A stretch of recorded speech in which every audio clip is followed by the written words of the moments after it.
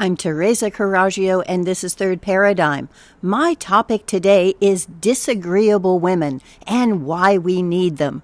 I'm continuing my theme from the prior episode on the anti-matry male, or Zoomer girl derangement.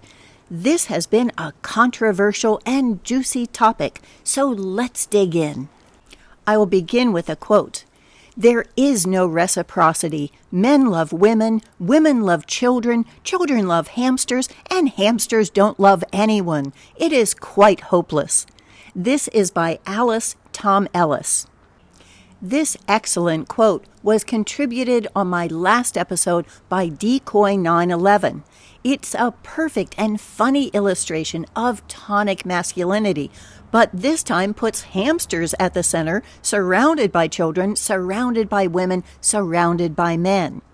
However, it may be the last exchange that I have with Decoy, because I've removed him from my list and I've removed myself from his.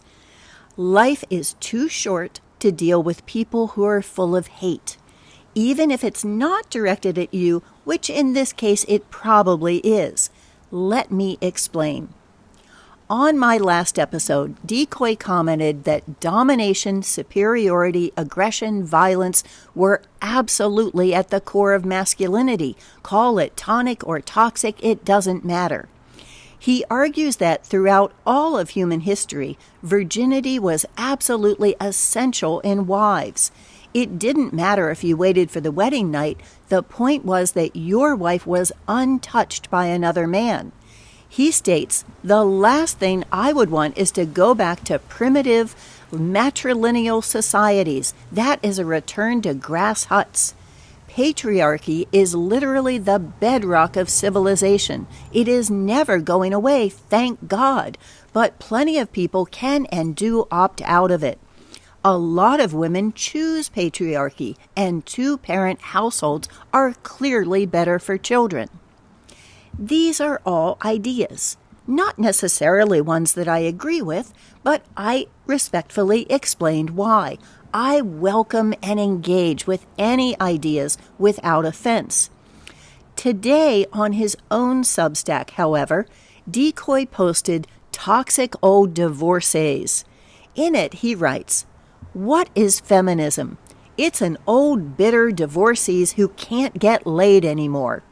So these nasty old women go out of their way to ruin the relationships of young people, purely out of spite. Of course, few men will put up with such women. We'll just ignore them. But unfortunately, these nasty old hags do have influence on young women. These bitter, sexless old hags see some young woman doing nice things for her boyfriend, and they whisper in her ear, 'Oh, you do everything for him. You're just a pick-me. In fact, he's actually raping you.' Where are the wise elder women mentoring the young women on how to catch a nice guy, how to be a good wife, how to be a good mother? We don't have those women anymore. We have old, bitter divorcees poisoning the minds of young women. They failed at relationships. Now they are going to do everything they can to ruin everyone else's. Never underestimate the utter hatred an old, washed-up, sexless hag no one will fuck anymore has for a beautiful young woman falling in love. Let me tell you young guys a secret. It all changes at about 30. They start chasing you. 30-plus women are horndogs, and quite often very much down for casual sex. See, we had monogamy to fix the imbalance between men and women. Patriarchy. A man knows the child is his. Feminists, and especially old women who failed at marriage, really hate the idea that brides should be a virgin on their wedding night. To toast my miserable life as a washed-up, sexless old hag, I made myself a bourbon old-fashioned, using the bitter housewife barrel-aged bitters. And then I asked, "Mirror, mirror on the wall, somewhere is there a beautiful young woman who's falling in love, whose life I can ruin?" Never fear, my wicked witch. They can't find a worthwhile man either. Hypersexual tribal shit. I don't think Decoy's post needs an editorial, except to point out the one place men think that women should be equal. If men can be toxic, then women can too. Or as William replied, I am going to challenge you to talk less about how certain men are not living up to your idea of tonic masculinity, the one, of course, that I defined when I coined the term, and start describing what you think tonic femininity might be like. I define toxic as domination, superiority, aggression, and violence, which Decoy says are absolutely at the core of masculinity. Under that paradigm, women need to protect children from men, rather than men protecting women and children. Toxicity is the core of masculinity, according to Decoy, and his vicious comment proves his point. If this is true, societies need to be designed and run by women who view men as weapons to be both coddled and controlled. If this is not true, men need to prove it. To see whether I'm consistent in challenging ideas and not insulting people, let's look at the adjectives I used for John Carter in my last episode. Brilliant, engaging, articulate, sharp-witted, insightful, clever, funny, and ingenious, yet also wrong. As Marta says, the only thing that stands out to me, and which you address as well, is that women can't win in his worldview. What is his solution for healthier masculine-feminine relationships? I like your solution: children at the center, women tending, plus the men and others who choose to tend, and men supporting and protecting this sacred circle. I told Marta I was going to my dance class, but once I was there, I realized it was really hoe practice. No one is as funny crude as my teacher. The class involves crotch grabbing, simulated blowjobs. Is that where tongue-in-cheek comes from? Handstand twerking, humping, and much gyrating. The teacher training, which I've now done 3 times, has a module on how to sexually harass your students without scaring them away, and how to bend someone over without knocking them down. When doing some floor-crawling thing, a student said, "Thanks, this is going to help my sex life," and Gina retorted, "Bitch, this is my sex life." Just another bitter old washed-up hag whose workouts are so rigorous I have never seen a man even try to keep up. One guy who'd seen the class labeled it hypersexual tribal shit. I thought we should put that on a t-shirt. The class has all ages, but mostly 40 and above. There are some of the most stunning bodies I have ever seen, including one grandmother, but most of us are pretty ordinary. What's extraordinary is the amount of fun we have. The way I describe it is women taking power from their own sexuality. Our bodies and our movements are our own. Sociopaths on love and marriage. The gentle and generous reader, Steve Martin, was ruminating on the life he'd lived alone. To understand how he'd missed out, he was listening to a psychologist named Orion Taraban. I watched the interview by Soft White Underbelly and thought this was the most revolting talk I had ever heard in training men how to be sociopaths and grooming women to serve them. Look at the eyes of this guy in the video that I've linked in the Substack, and tell me that you can't picture him advising Guantanamo guards on how to torture as a side hustle. Taraban tells women how they can get any man they want. Start by being beautiful and picking your prey. Be a hunter, not a gatherer. Make yourself familiar and accessible, and as soon as you can, give him mind-melting sex. Be your nastiest, sluttiest self, but make sure he knows it's only for him, even if it's not. Make yourself useful. Do things for him that he can't ask his admin to do. And never, ever criticize him. For men, don't settle early. While women peak at 18, men get more attractive as they acquire money, which Taraban euphemistically calls providing a lifestyle. I think it's because the prenup makes sure that the lifestyle is only hers when he can't find better brain-melting sex. Never let her question you.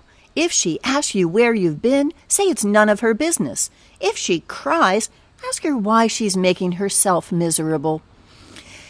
If she says, I want you home more, well, she doesn't mind you working when she's driving that fancy car, living in that nice house, and taking that luxury vacation. If you give in, she'll know she can manipulate you and won't respect you. Tit for tat, literally.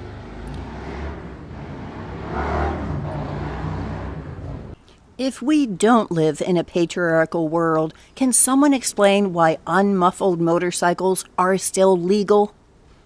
However, my youngest daughter says it's nothing new. Jane Austen did a better job of describing the games women need to play in a patriarchal world where men have power and money. The games have changed, but the paradigm remains the same.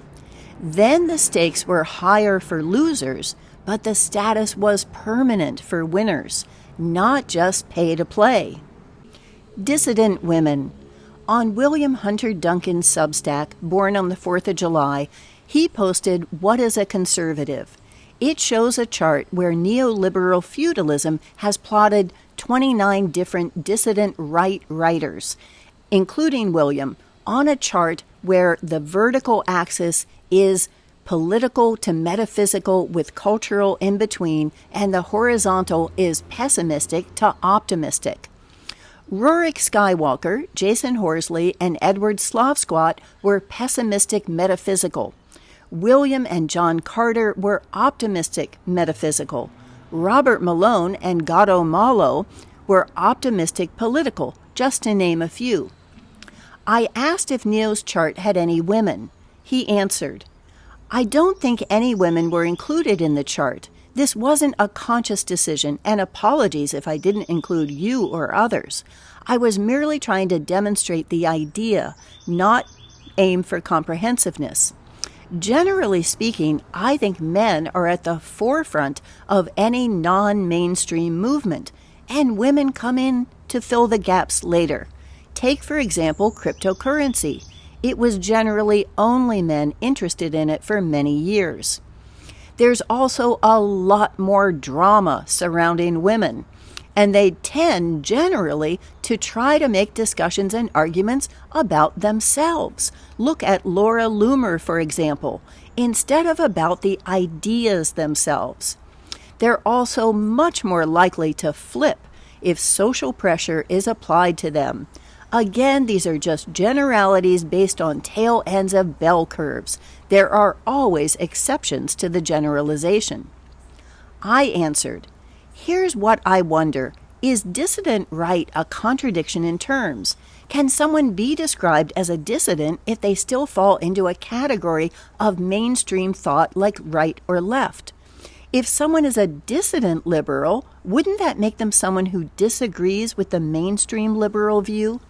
Or a dissident woman as someone who breaks that stereotype of interest in self rather than ideas? Like someone who wades into a group of men she knows will disagree with her, but doesn't succumb to the social pressure? I wasn't feeling that I should have been included in this group. I'm certainly dissident, but wouldn't describe myself as right or left, conservative or liberal, mostly too out there for either. But I definitely have zero interest in myself and could talk about ideas all day. I differentiate between believing in the superiority of your ideas, which we should all do, and believing that you are better as a person. If I didn't believe my ideas were better, I wouldn't continue to think them. I think men are on the forefront of cryptocurrency because men are gamblers, something that's been proven across cultures and throughout anthropology. Crypto is like a gambling chip with no inherent value other than what someone else will pay for it, like the stock market. If you were looking for dissident women interested in ideas and not themselves, you couldn't do better than Conspiracy Sarah, Heather B., Kittens Seeking Answers, Vanessa Bealey, Pasheen Stonebrook of Diva Drops, Visceral Adventures, and Kathleen Devaney, just off the top of my head. I don't know who Laura Loomer is and wouldn't waste my time finding out. Neo clarified that he was defining dissident as someone who opposes the egalitarian ratchet effect and its sense of Whig history which powers the forward momentum of globo homo. In the meantime, Uncouth Barbarian replied to me, "Maybe you're having an emotional reaction to intellectual thoughts." Perhaps it's my emotional reaction, but I have no idea what egalitarian ratchet effect, Whig history, and globo homo mean. The women I named write about scientific research into graphene, geoengineering and depopulation, historical gaslighting, propaganda and censorship, psyops like Malone, metaphysics, genocide in Gaza and Syria, the Maui Inferno, adrenochrome, and attacks on the food supply. Is this what Neo means by women surrounding themselves with drama? When they post pretty pictures and memes or talk about themselves, it's always enlightening, and I've never seen one flip under social pressure. War of the Sexes. To say there is a war of the sexes is to take valid points made by women and put them into a male framework. As Denise Shaw answered Decoy, it is not the males that really care about continuity. It is the mothers and grandmothers. If it were males, we'd see continuity, but we don't. Families are in an atrocious mess. As for not believing that our entire society is based on catering to males, we must look at the paradigm we exist in. Males wrote the Bible, the constitutions, the laws. Males even coined the language. There isn't even the language for women to speak because women were prohibited from education and public life. So men designed it all. Today, women have been trained in the patriarch, as in all education, except for schools like Montessori, the Kin School, Waldorf, etc. Everything is based on hierarchy in normal society, which is all around us. Hierarchy, one-upsmanship, competition, and making numbers in one's account. Nothing else really matters. Look at violence, and especially gun violence or bombs. There are women who use guns, but they are a small minority. Women have as much freedom to use guns and form armies as men do, but they don't do that shit. They're just not interested. The thing we don't ever realize is that the entire milieu is male-designed for men. The money system, the political system, the education system, all of it was laid down by men, and women have simply learned to become competent within that framework. I'm not saying this to elicit sympathy. I think it's time now for women to initiate a currency, and it would put rings around this stupid currency and relieve everyone of their slavery, which most aren't even aware of, because when you're in the paradigm, it's hard to see it as an observer. When I'm writing these episodes, I'm disagreeing with the words and actions of men, but I am not attacking their character, not as individuals and not as a whole. I don't agree with Decoy that domination, superiority, aggression, and violence is the core of masculinity, that men are toxic by nature. I think the nature of men, which has been thwarted by our system, is to build, construct, fix, tinker, grow, shelter, and nurture. What I'm criticizing in the words and actions of men is the demeaning and labeling of women, rather than addressing their points. My challenge to these men has been to tell me how women can succeed in being good mothers under the current system, or how they would change the system to make that possible. Decoy asked, Where are the wise elder women mentoring the young women on how to catch a nice guy, how to be a good wife, how to be a good mother? He admonishes men that their wives should be virgins, yet also winks that 30-plus women are horndogs, totally down to fuck. Decoy writes, "Years ago, I literally used images from anti-domestic violence campaigns to illustrate various kink stories, because it is the same goddamn thing. Women fantasize about a brute beast fucking her through tears. That is a woman's fantasy, not a men's fantasy. Just like there isn't a single man on this planet who ever asks to choke his girlfriend. That request always goes the other way. It is women, not men, who are driving the modern trend of violence pornography. So this is someone who thinks women should be virgins, but is taking images from domestic violence campaigns to illustrate violent pornography. Those 30-plus horn dogs are always watching it, I've found, in between begging men to choke them. I don't know how Decoy knows what women fantasize about, but maybe it's all those romance novels we buy about men fucking them through their tears. It's against my principles to say that Decoy is an idiot, but I will leave you to draw your own conclusions. Hoes, horndogs, and hookers. The meaning of a slut or whore is a woman who wants sex for its own sake, without any reciprocal relationship or obligation. A hooker or prostitute has a specific price, and sugar dating or OnlyFans is an explicit transactional relationship. The label of whore removes any sense of obligation from the male. It's the woman's desire for sex that makes her an immoral slut. The man has no responsibility towards her. The risk and responsibility is all hers. She's asking for it. So when the huntress pursues her prey, giving him mind-melting sex, being her nastiest, sluttiest self, all he needs to do is say to himself, "Just can't make a thought a wife." Rather than her being used, she used him. If he choked her, it was because she wanted it, but just couldn't ask him with his hands around her neck. Women, is this the world we want for our daughters? The men are not going to ride in on white stallions and save us. It's time to take economics, spirituality, metaphysics into our own hands. And as a parting gift on Substack, I have a video called Womb Wealth by a woman named Z, who was recommended by Marta. As Marta says, she is very woo-woo, but she likes her, and I agree. And building womb wealth is exactly what we need to do. And to follow up on my own dragon dreams, here is Waking the Dragon Mom on Jordan Peterson, and this is Patriarchal Pyramid or Matriarchal Matrix on Vandana Shiva. Thank you for watching.